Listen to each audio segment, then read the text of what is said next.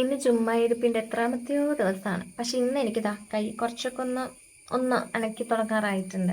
അപ്പോൾ ഞാൻ വിചാരിച്ചു ഇങ്ങനെ ചുമ്മാ ഇരിക്കാണ്ട് എന്തെങ്കിലും സംഗതി ഉണ്ടാക്കാമെന്ന്. അപ്പോൾ എൻ്റെ കയ്യിൽ ചോക്ലേറ്റ് കേക്ക് ഉണ്ടാക്കാനുള്ള കുറച്ച് ഇൻഗ്രീഡിയൻസ് ഉണ്ട്. ബാക്കി സാധനങ്ങൾ ഞാൻ അങ്ങ് വാങ്ങിച്ചു. അപ്പോൾ എനിക്കിനി അതൊന്ന് ട്രൈ ആക്കി നോക്കണം എന്നാണ്. ഞാൻ കുറച്ച് വീഡിയോസ് ഒക്കെ റെഫറൻസ് എടുത്ത് വെച്ചിട്ടുണ്ട്. ഒന്ന് ഉണ്ടാക്കി നോക്കട്ടെ.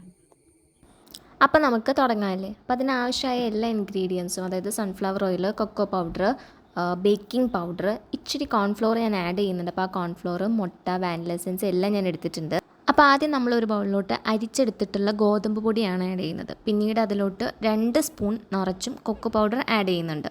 അപ്പോൾ കൊക്കോ പൗഡറും കൂടെ ആഡ് ചെയ്ത് മിക്സ് ചെയ്തതിന് ശേഷം നമ്മൾ മറ്റൊരു ബൗളിലോട്ട് ഒരു മുട്ട പൊട്ടിച്ചിടുകയാണ്. ഞാൻ കണ്ടതിൽ 2 മുട്ടയൊക്കെ കണ്ടു, പക്ഷേ എനിക്ക് മുട്ടയുടെ ചുവ ഒരുപാട് വേണ്ടാത്തതുകൊണ്ട് ഒരൊറ്റ മുട്ട പൊട്ടിച്ചിട്ടു. പിന്നെ 2 സ്പൂൺ സൺഫ്ലവർ ഓയിലാണ് ഞാൻ അതിലോട്ട് ആഡ് ചെയ്യുന്നത്.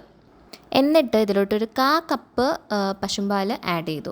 പിന്നെ ശരിക്കും നമ്മൾ പൗഡേർഡ് ഷുഗർ ആഡ് ചെയ്യുകയാണെങ്കിൽ നമുക്ക് ഈസിലി അത് വിസ്ക് ചെയ്തെടുക്കാൻ പറ്റും. പക്ഷേ ഞാൻ പൗഡേർഡ് ഷുഗർ അല്ല ആഡ് ചെയ്തത്. പക്ഷേ ഞാൻ ഒരു വിധത്തിൽ അത് സെറ്റാക്കി എടുത്തു. പിന്നെ അതിലോട്ട് 1 സ്പൂൺ, ഒന്നല്ല, ഞാൻ ഇപ്പോൾ ഇടുന്നതിന് ശേഷം കുറച്ചുകൂടെ ഞാൻ വാനില എസൻസ് ആഡ് ചെയ്യുന്നുണ്ട്. അത് കഴിഞ്ഞിട്ട് നന്നായിട്ട് വിസ്ക് ചെയ്ത് എടുത്ത് കഴിഞ്ഞിട്ട് ആ മിക്സ്ചർ നമ്മുടെ ഡ്രൈ ഇൻഗ്രീഡിയൻസ് ഉണ്ടല്ലോ അതിലോട്ട് ആഡ് ചെയ്തു. എന്നിട്ട് നമ്മൾ നന്നായിട്ടത് മിക്സ് ചെയ്തെടുക്കണം. പിന്നെ ഞാൻ ഈ ലാസ്റ്റ് ചേർക്കുന്നതുണ്ടല്ലോ, കുറച്ച് ചൂടുള്ള വെള്ളത്തിലോട്ട് ഇൻസ്റ്റൻറ്റ് കോഫി പൗഡർ ആഡ് ചെയ്തു. എന്നിട്ട് ആ വെള്ളമാണ് അതിലോട്ട് ആഡ് ചെയ്ത് കൊടുത്തത്. അപ്പം കുറച്ചുകൂടി ഒരു ടേസ്റ്റ് വരുമെന്നാണ് പറയുന്നത്. അപ്പോൾ നമുക്ക് ഈ ഒരു കൺസിസ്റ്റൻസിയാണ് വേണ്ടത്. ഈ ഒരു കൺസിസ്റ്റൻസിയിൽ വെച്ചിട്ട് ഞാൻ എൻ്റെ മൈക്രോവേവ് ഓവനിൽ വെച്ചിട്ട് സെറ്റാക്കി എടുക്കുകയാണ് ചെയ്യുന്നത്.